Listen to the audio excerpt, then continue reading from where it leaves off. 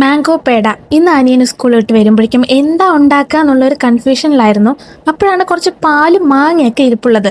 ഒരുപാട് മാങ്ങ നമ്മളുടെ കയ്യിലുണ്ട്, പഴുത്ത മാങ്ങയാണ്. അപ്പോൾ എന്തെങ്കിലുമൊക്കെ സ്നാക്സ് ഉണ്ടാക്കി കഴിക്കണം, അല്ലെങ്കിൽ അത് വേഗം ചീത്തയായി പോകും.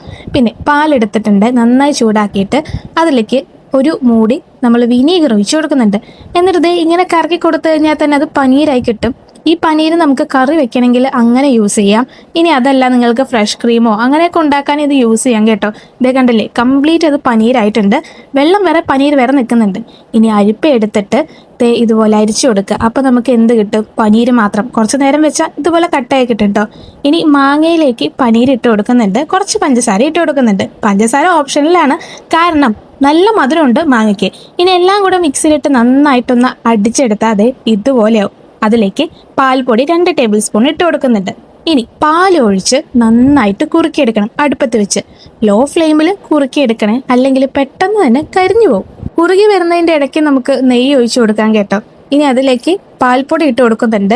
അത് നന്നായിട്ട് കട്ടയായി കിട്ടാൻ വേണ്ടിയിട്ടാണ്. ഇടയ്ക്കിടയ്ക്ക് നമ്മൾ ആവശ്യത്തിന് പാൽപ്പൊടി ഇട്ട് കൊടുക്കണേ.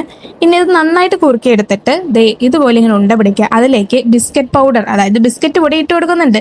ഇനി ഒരു മൂടി വെച്ച് അതിനകത്ത് വെച്ച് ഒന്ന് പ്രസ് ചെയ്ത് കൊടുത്താൽ ഇങ്ങനെ ഒരു ഷേപ്പിൽ കിട്ടും. ഇനി നമ്മൾ ഒരു ഫോർക്കോ അല്ലെങ്കിൽ ഇതുപോലത്തെ ഒരു സ്പൂണോ ഒക്കെ എടുത്ത് ഇതുപോലെ ഇങ്ങനെ ഡിസൈൻസ് ഒക്കെ ചെയ്ത് കൊടുത്തു കഴിഞ്ഞാൽ കുട്ടികൾ കണ്ട പെട്ടെന്ന് എന്തോ സംഭവമാണെന്ന് വിചാരിച്ച് കഴിക്കുകയും ചെയ്യും. അടിപൊളി ടേസ്റ്റും ആയിരിക്കും. അടുത്ത വ്ളോഗിൽ വെറൈറ്റി ആയിട്ടുള്ള ഫുഡ് ഐറ്റംസ് ആയിട്ട് വരുന്നതാണ്. അപ്പോൾ കാത്തിരിക്കുക, കമൻറ്റ് ചെയ്യുക, ഇഷ്ടപ്പെട്ട് കഴിഞ്ഞാൽ ബൈ.